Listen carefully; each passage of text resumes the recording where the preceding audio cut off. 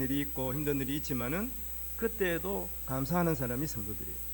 세상 사람들은 좋은 일이 있고 이래야 감사하고 그러잖아요. 그래서 우리 항상 감사하며 살아가는 사람. 그래서 이 시간 믿음으로 한번 서로를 보면서도 고백하기를 원합니다.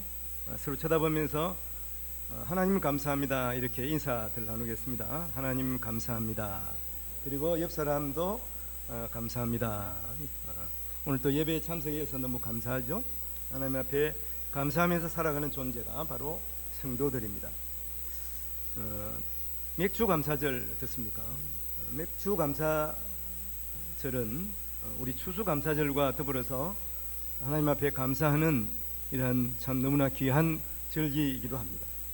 하지만 가을에 드리는 추수 감사절은 당연히 하나님 앞에 감사해야 될 것 같고, 또 우리나라는 특히 이제 추석도 있잖아요. 그리고 모든 이 북반구의 나라들은 이렇게 가을 추수를 끝내고 하나님 앞에 또 뭐 여튼 그 수확에 대해서 또 감사하기도 합니다. 그래서 이제 가을 추수 감사절을 수장절이라 이렇게 모아놓고 지금까지 추수한 것들을 모아놓고 이렇게 감사하는 그러한 절기입니다. 근데 이제 이 봄이 하여튼 뭐 우리나라는 봄이 이제 끝나고 여름에 들어가는 이러한 시기에 맥주절, 맥주 감사절로 지키는 것은 왜 그렇지 이렇게 생각할 수가 있습니다. 특히 이제 교회에서는 어떻습니까? 전반기를 끝내고 후반기를 시작하면서 7월 첫째 주일을 맥주 감사절로 지킵니다. 그리고 구약에 보면은 맥주절이 있습니다. 맥주절은 소득의 첫 열매, 그때는 농사를 다 지었으니까 소득의 첫 열매, 주로 이제 보겠습니다. 밀이나 보리 수확을 시작하면서 이제 하나님 앞에 드리는 그러한 절기입니다. 여기에 기운을 두고 있어요.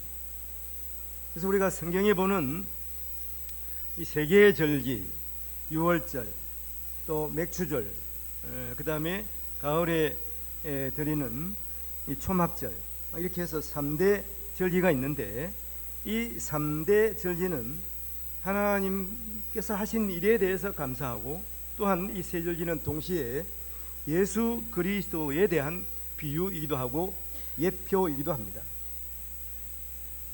유월절은 어떻습니까? 어린 양 예수 그리스도께서 우리를 위해 십자가를 지시고 또 부활하심으로 말미암아 어떻습니까? 우리가 죄의 노예에서 해방된 것이죠.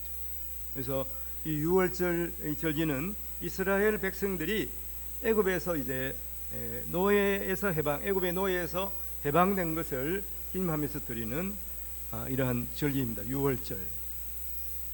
그 다음에 가을에 드리는 초막절은 무엇입니까? 하나님께서 이 사막 40년 동안을 하나님께서 만나를 보내셔서 먹게 하셨잖아요. 그래서 하나님 앞에 감사하는 그러한 절기이기도 합니다. 동시에 이 모든 것을 하나님께서 주셨음을 감사하면서 드리는 절기이고, 특히 이 봄에 드리는 이 맥주절, 맥주절은 첫 열매를 하나님께서 우리에게 주셨다. 그리고 이스라엘 백성들이 애굽에서 나와서 이제 광야 여정을 시작하지 않겠습니까? 그래서 이제는 하나님의 백성으로서 살아가게 되는 것, 그것을 감사하면서 이제 맥주절을 하나님 앞에 드린 것입니다.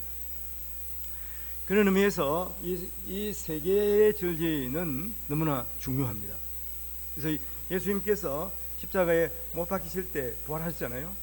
그 시기에 맞추어서 예수님께서 이 유월절에 맞추어서 십자가에서 돌아가신 거예요. 이 다 나름대로 의미가 있는 것입니다.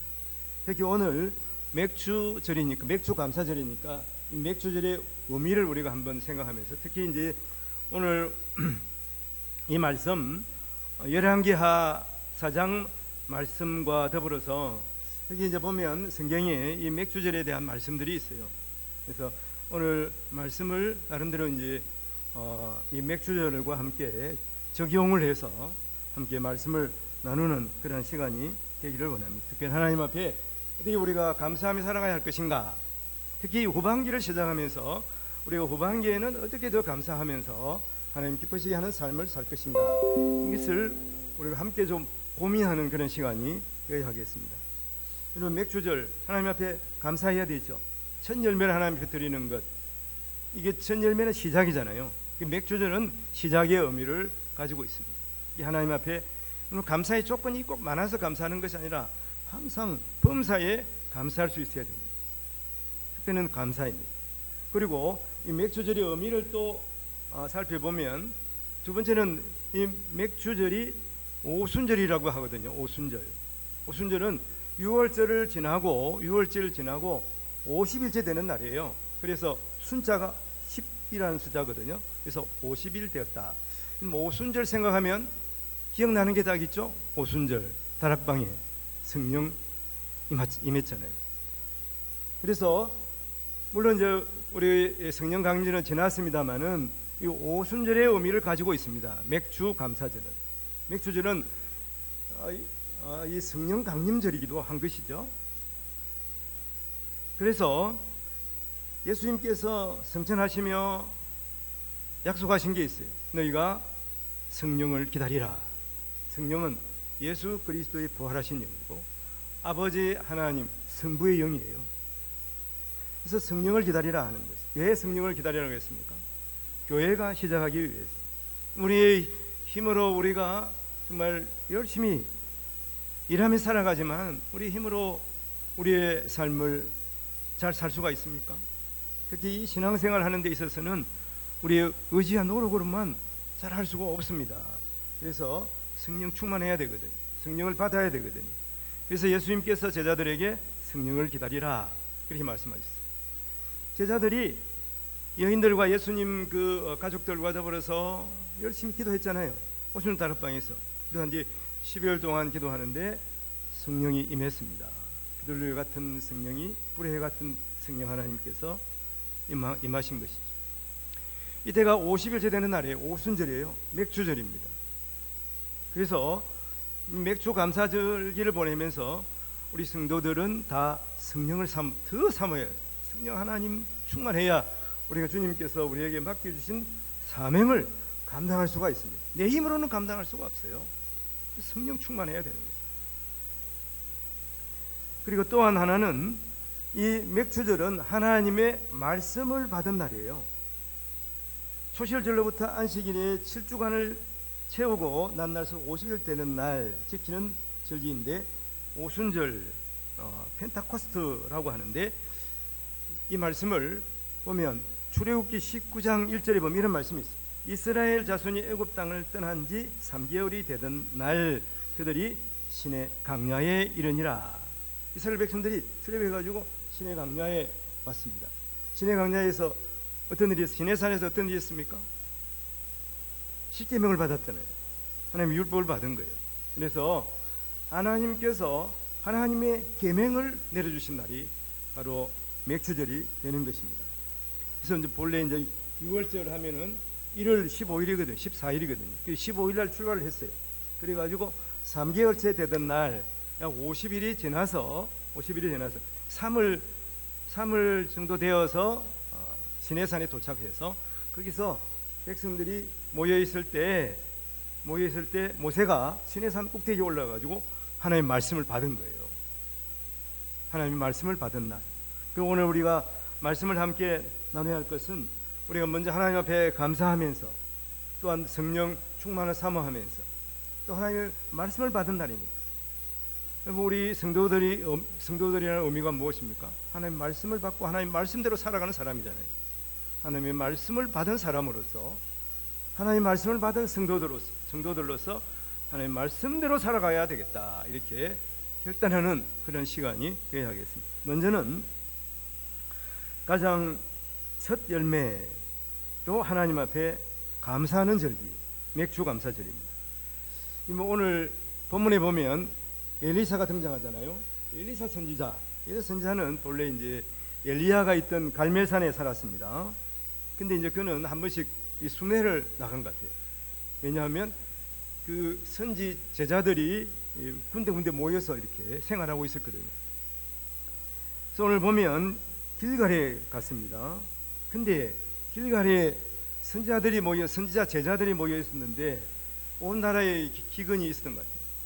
이건 선자들도 선자 제자들도 거기서 하여튼 흉년이 들어가지고 먹고 살기가 힘든 것 같아요.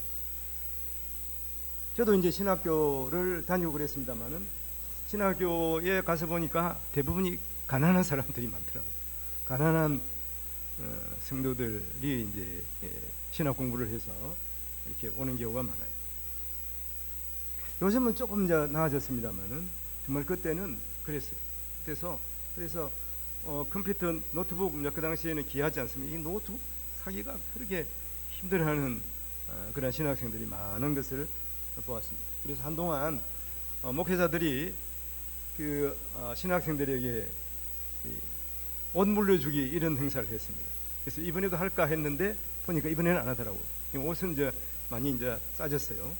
카다마이 신사복음 많이 싸져가지고 이것은 안 하고 장학금을 또 아름다운 우리 교회에서도 준비를 해서 이렇게 신학생들에게 드린 적이 있습니다.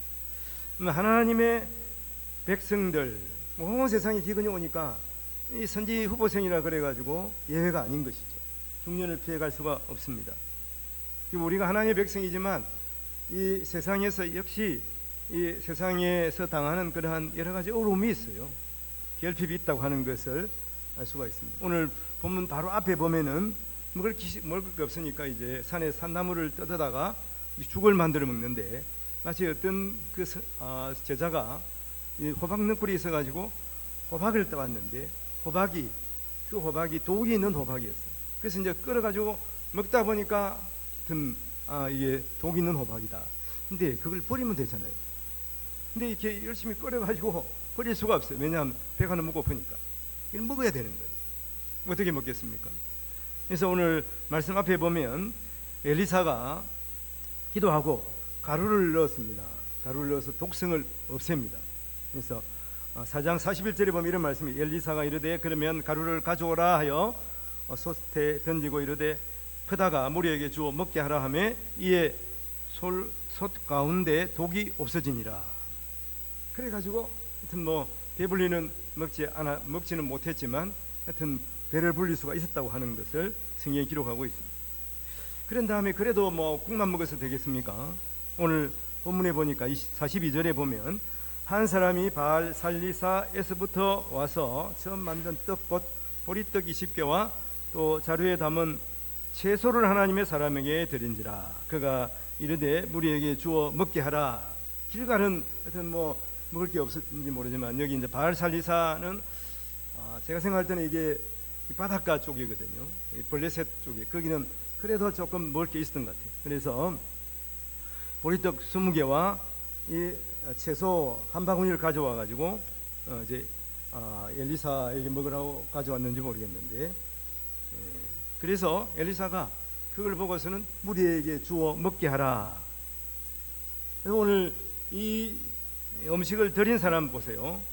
처음 만든 떡, 그렇죠. 처음 만든 떡, 제일 먼저 만든 떡, 보리떡 20개를 가지고 온 거예요. 자기가 먹기도 부족할 수 있는데 자기 가족이, 그래서 이것을 하나님께 드린 거예요. 선지학교에 가져온 것입니다. 첫 열매를 드린 것이죠. 오늘 맥주 감사제를 드리면서 사실 우리가 부족한 것들이 있습니다. 세상에 살아가는데 정말 필요하고 그런 것이 있지만은 먼저 하나님 앞에 드려야 되겠다, 이런 마음으로 오늘 맥주 감사 헌금을 준비해서 오신 줄로 믿습니다. 하나님께서 우리 마음을 보시거든요. 많게 드리고 작게 드리고 그것이 문제가 아니고 하나님 앞에 먼저 드려야 되겠다, 이런 마음을 하나님께서 기뻐하신다고 하는 것입니다.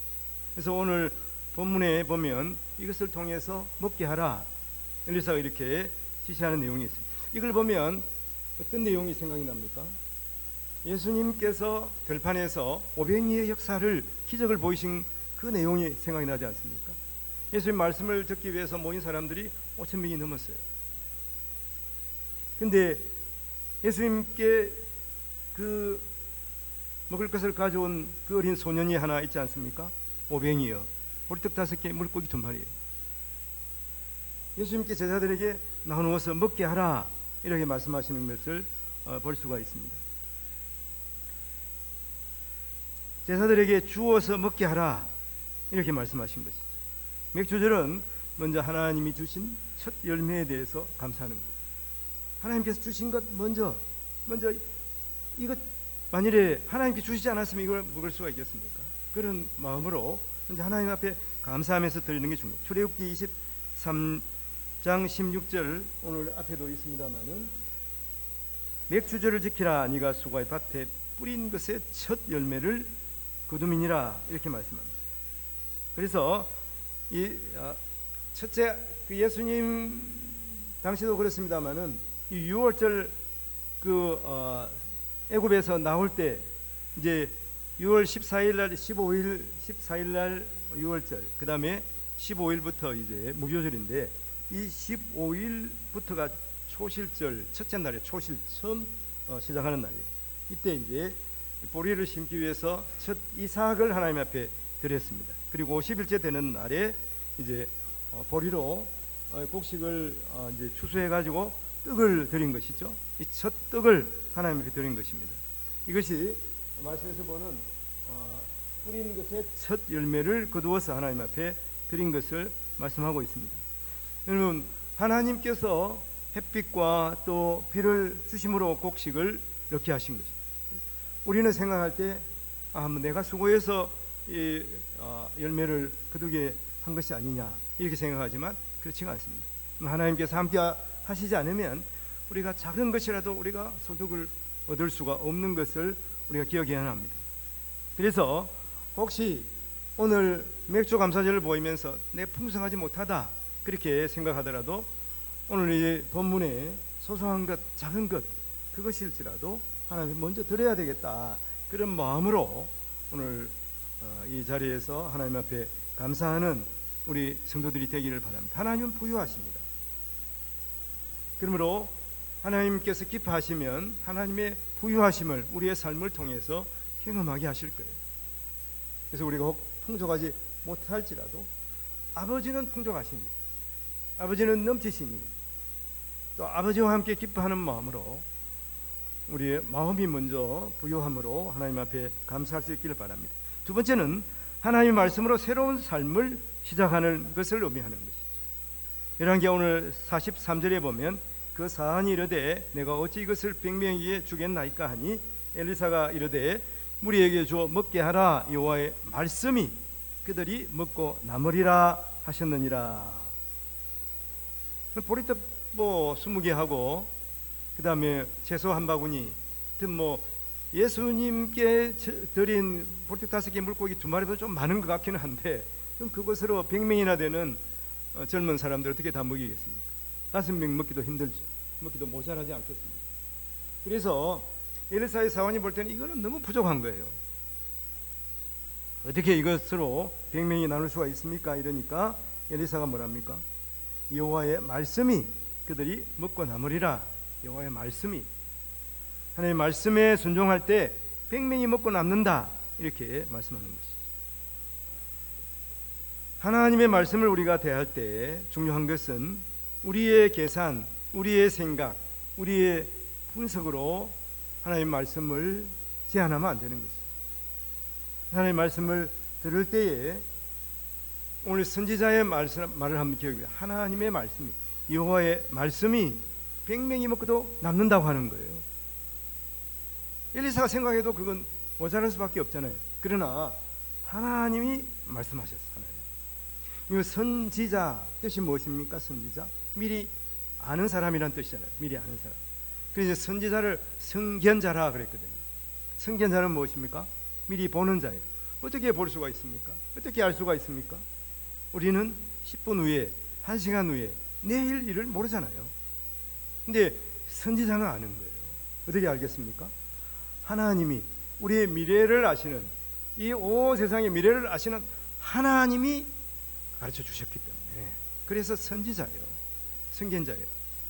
근데 선지자가 자기 생각으로 하나님 분명히 말씀하셨는데도 불구하고 내 생각에는 하나님 그거 아닌데 이러면 선지자 자격이 있습니까? 선지자 자격이 없는 거예요. 성도도 마찬가지입니다. 하나님께서 말씀하셨다면 내 생각이 아니라 하나님의 말씀에 순종하는 사람이 되어야 하는 것이죠. 그럴 때 하나님께서 우리에게 하나님의 놀라운 일들을 보여주시는 것이죠.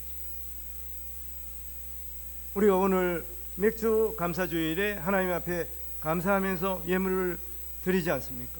드리면서 우리가 계산해서 드리는 게 아니잖아요. 하나님 앞에 감사하면서 드리는 것이죠. 예수님 때를 한번 생각해 보세요. 예수님 오병이어의 역사를 행할 때 보리떡 5개 물고기 2마리로 5,000명을 먹이신다고 그랬거든. 이 말씀을 보면서 한 사람이 계산한 사람이 있었어요. 누가 계산한? 빌립이라는 제자가 계산했습니다. 그래서 요한복음 6장 7절에 보면 이렇게 말합니다. 빌립이 대답하여 각 사람에게 조금씩 받게 할지라도 200데나리온의 떡이 부족하리이다. 200데나리온 지금만 계산하면은 한 3천만 원, 4천만 원 정도 되죠.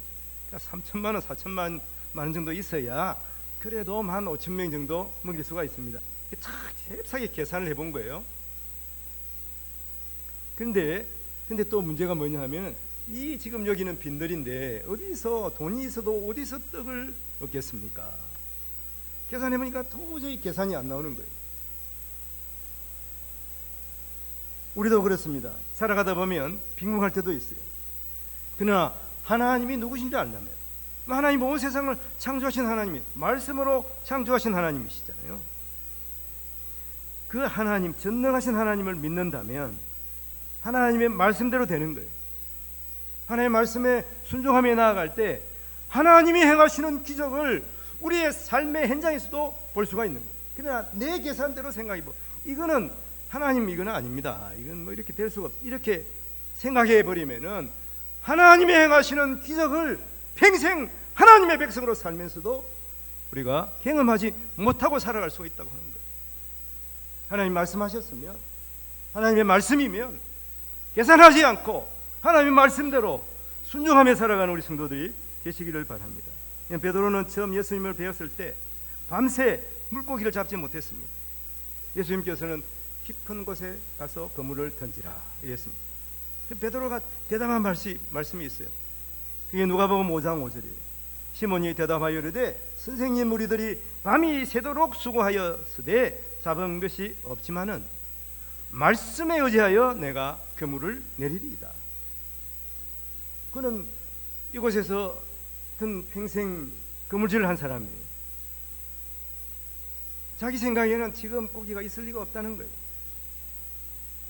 그렇지만 그가 분명하게 고백하는 것은 무엇입니까? 말씀에 의지하여 내가 그물을 내리리이다. 말씀에 의지하여, 우리 하나님의 말씀에 의지하여 살아가요. 그물을 내리니까 그러면 그물이 하여튼 얼마나 많은 고기가 그물 안에 들었습니까? 근데 그 다음에 보면 베드로는 그 많은 고기를 따라가지 않았어요. 누구를 따라갔습니까?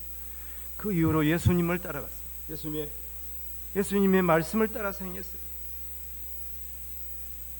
그는 어부였지만은 초대교회의 위대한 사도가 되지 않았습니까?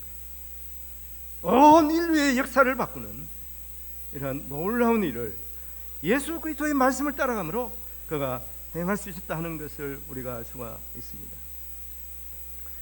우리가 전에는 죄의 종이었습니다. 그러나 우리는 지금 예수 그리스도를 믿고 하나님의 자녀가 되었습니다. 하나님의 자녀가 되었다는 건 뭐예요? 하나님의 말씀을 따라 살아간다는 거예요. 하나님의 말씀을 따라, 예수님의 말씀을 따라 행하는, 그러면 제자로서 살아가고 있다는 것입니다. 그러므로 전능하신 하나님의 말씀을 의지하고, 말씀이 우리에게 가라 그러면 가고, 말씀이 멈춰라 그러면 멈출 때에 하나님께서 우리를 통하여 놀라운 일들을, 이 세상의 역사를 바꾸는 일들을 행하여 주실 것이라 믿습니다. 이 무교절에 누룩 없는 떡을 먹으며 저는 보리의 첫 이삭 한 단을 드렸던 반면에 이 맥주절에는 이제 첫 열매를 드리고 누룩 있는 떡을 먹기 시작했습니다. 계속 누룩 없는 떡, 그것만 먹을 수가 없죠. 맛이 없잖아요. 그래서 이제 누룩을 조금 넣어서 이제 실제로 먹기 시작한 것입니다. 그래서 유교병, 이게 누룩이 들어가 있는 좀 맛있는 떡을 먹는 것은 무엇입니까? 이제 건강을 회복하고 우리가 힘을 얻어서 하나님께서 우리에게 주신 사역들을 감당한다 하는 의미를 가지고 있습니다. 맥주절은 이스라엘 백성들이 하나님의 말씀을 받은 날이라 그랬잖아요. 하나님의 말씀을 받고서 이제 하나님의 말씀대로 살아가기로, 그 광야지만 그 광야를 오직 하나님의 말씀을 의지하고 광야를 살아가고, 하나님께서 말씀하신 대로 가나안을 정복하고 하나님의 백성으로서, 이스라엘 백성으로서 살아가게 하신 것을 볼 수가 있습니다. 그러면 하나님의 말씀을 따라 살아갈 때 세상 사람들은 이해를 못하는 경우가 있어요. 그래서 조롱하고 핍박하기도 하는 것이죠. 어떤 사람은 너 미친 사람 아니야, 이런 말을 듣기도 하는 것입니다. 왜 그러냐면 자기 생각으로는 이게 아니라는 거예요. 자기 생각으로는 계산해 보니까 이건 이럴 수가 없다는 거죠. 그러나 여호와의 말씀이, 하나님의 말씀이 나에게 들어오면, 하나님의 말씀이 내 가슴에 풍성하게 임하면 하나님의 말씀을 따라가야 하는 것이죠. 주께서 베푸시는 은혜로 말미암아 그러므로 우리의 삶도 풍성하게 되는 거예요. 차고 넘치는 복을 받게 되는 것입니다. 사람들이 볼 때는 초라해 보일지라도 풍성한 식탁을 주님께서 준비해 주시는 것이죠. 보리떡 5개, 물고기 2마리로 예수님께서는 이런 풍성하게 하셨습니다. 오늘 엘리사도 옅은 보리떡 몇 개와 그 다음에 채소 한 바구니로 100명이 넘고도 먹고도 남는 이러한 놀라운 일들을 행하신 것을 우리가 기억합니다. 첫 번째는 하나님 앞에 감사하고, 두 번째는 하나님의 말씀을 따라가는 우리 성도들이 되어야 합니다. 세 번째는 뭐냐 하면 성령이 임하신 날이에요. 오늘 44절 말씀에 보면 그가 그들 앞에 주었더니 여호와께서 말씀하신 대로 먹고 남았다. 성령 강림절, 이 맥주절은 어떻게 보면 교회가 시작된 날이잖아요. 교회가 시작되는 것은 교회인 우리가 이 세상에 주는 날이에요. 뭘 줍니까? 복음을 나눠주는 날이에요. 그가 그들에게 주었더니, 이 말씀을 우리가 생각하면서 줌으로 말미암아서 그 100명이 먹고도 남게 된 것입니다. 하나님의 역사가 임한 것이죠. 성령 충만하면 하나님의 역사가 온 세상에 충만하게 임하는 것을 우리가 알 수가 있습니다. 그러므로 하나님께서 역사하시는 현장이 되는, 하나님의 능력의 손이 임하는 그 모든 상황들을 우리가 보면서 하나님 앞에 감사할 수가 있는 것이죠. 성령이 충만하게 되니까 힘든 사람이 낫게 됩니다. 또한 그러므로 말미암아 많은 사람들이 주 안에서 풍성함을 누리며 살아가게 되는 것을 성경을 통해서 볼 수가 있습니다. 또 우리의 삶을 통해서도 볼 수가 있잖아요. 맥주절은 신약의 오순절이에요. 이날에 성령이 임했습니다. 예수께서 승천하시기 직전에 말씀하십니다. 사도행전 1장 4절에 보면 사도와 함께 모이사 그들에게 분바에 이르시되 예루살렘을 떠나지 말고 내게서 들은 바 하나님께서 약속하신 것을 기다리라. 하나님께서 약속하신 것을, 그것이 무엇입니까? 성령이에요. 성령을 기다리라. 그래서 기도합니다. 오늘 사도행전 1장 14절 보면 제자들과 예수의 어머니 마리아와 예수의 아우들과 더불어 마음을 같이하여 오로지 기도에 힘쓰더라. 기도하니까 성령 충만하게 된 것입니다. 성령이 임하신 것이죠. 그래서 에베소서 1장 13절 14절 보면 그 안에서 너희도 진리의 말씀, 너희의 구원의 복음을 듣고 그 안에서 또한 믿어 약속의 성령으로 인치심을 받았으니 우리 기업의 보정이 되사 그 얻으신 것을 속량하시고 그의 영광을 찬송하게 하려 하심이라. 성령 충만함으로 말미암아서 신약 교회가 시작된 것이죠. 율법 수요를 통해서 이스라엘이 하나님의 백성으로서 새롭게 출발한 것처럼 성령 강림을 통해서 예수를 주로 고백하는 신약 교회가 탄생한 것입니다. 그리고 지금 이 자리에 있는 우리를 예수님께서 제자 삼아 주신 것이죠. 우리를 통해서 제자 삼으시고 주님 다시 오실 때까지 이 복음의 증인이 되도록 하신 것입니다. 여러분, 주님의 역사는 계속됩니다. 우리를 통하여 계속 하나님의 놀라우신 역사가 온 세상에 편만하게 될 것입니다. 엘리사는 간절한 심령으로 성령을 사모했습니다. 엘리야에게 임한 성령의 역사가 갑절이나 그에게 임했습니다. 엘리사에게 주신 성령이 충만하게 임하여 그가 그 당시에 제약이 강렬한 그 북이스라엘 땅에 하나님의 말씀을 전하고 하나님의 놀라운 역사를 온 세상에 전한 것처럼 우리도 여러분 제약이 강력한 이곳에 살지라도 성령 충만함을 말미암아 하나님께서 주신 은혜로 아버지 우리를 통해서 이 성령의 역사가 온 세상에 전해지기를 주님의 이름으로 축원을 드립니다. 하나님 말씀 오늘 결론을 맺겠습니다.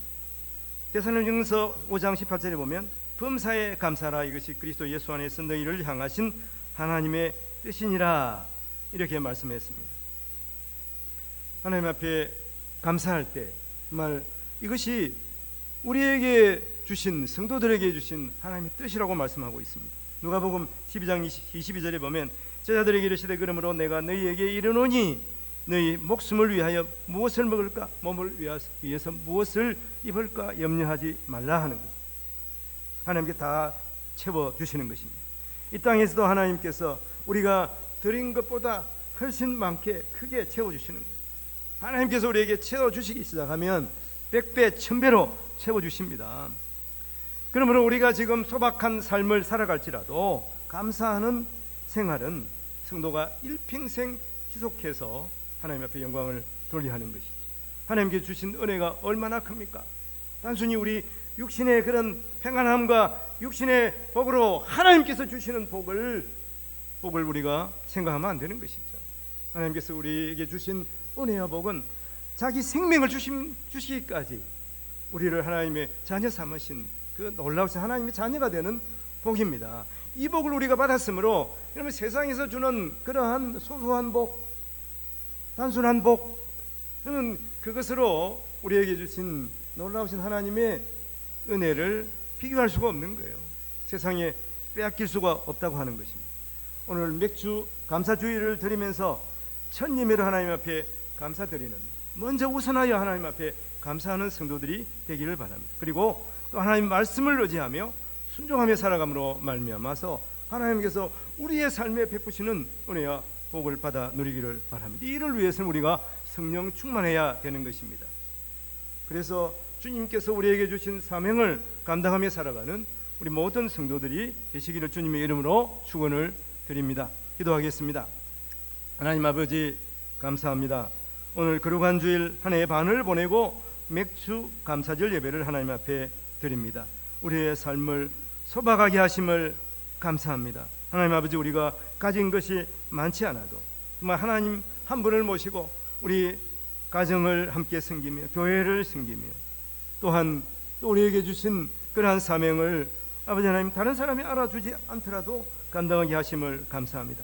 하나님 말씀을 붙잡고 따르게 하시고 성령으로 늘 충만하게 하시며 아버지 그러므로 말미암아서 나에게 주신 사명을 다 감당하고 하나님 앞에 영광 돌리는 삶을 살아가는 복된 모든 동업교회 성도들 되게 하여 주옵소서. 예수님 이름으로 기도합니다. 아멘. 우리